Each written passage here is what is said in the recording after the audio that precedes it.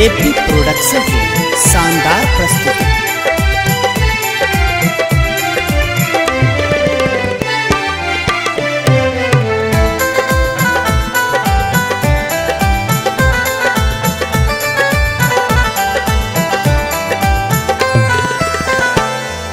हे माँ सब हक भाग्य करम गति माहे आहि लिखै छी ना।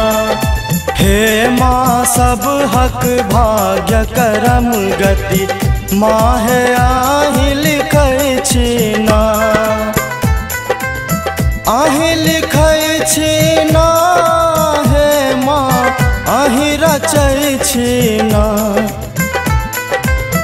आहि लिखै छी ना हे माँ आहि रचै छी ना। हे माँ शारदे भवानी सबटा ही रचै छी ना।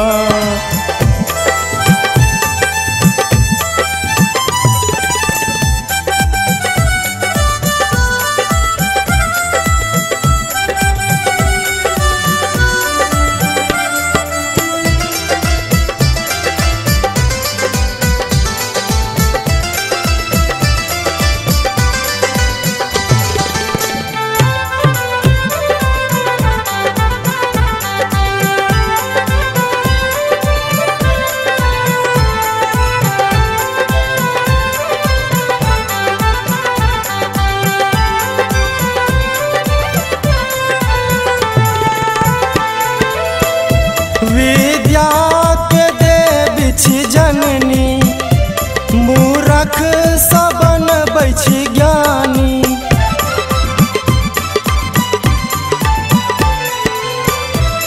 विद्या के देवी छी जननी मूर्ख सबन बैछि ज्ञानी। अहि सब खेल रचै छी ना नैया डूबल मझधारक माँ आहि पार लगाबी ना। हे माँ शारदे भवानी सबटा ही रचै छी ना।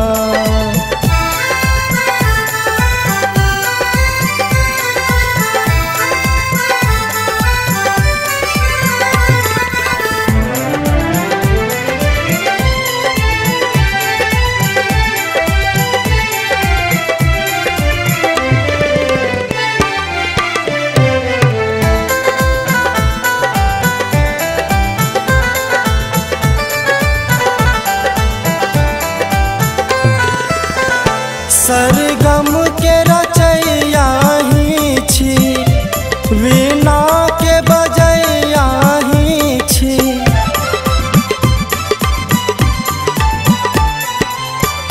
सरगम के रचैया ही छी वीणा के बजैया ही छी। अहि माँ स्वर में बसै छी ना भक हंस पर सवार माहे आहि अबै छी ना। हे माँ शारदे भवानी सबटा आहि रचै छी ना।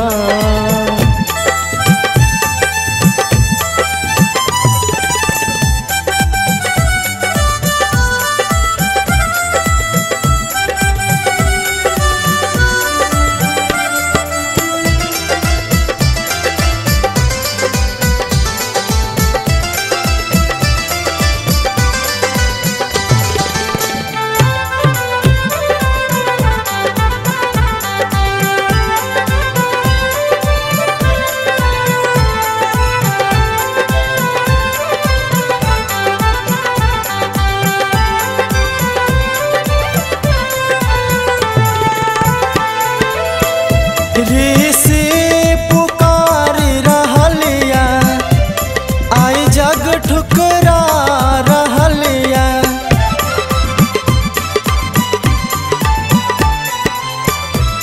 ऋषि पुकार रहलिया आई जग ठुकरा रहलिया। तैयो किया सुतल छी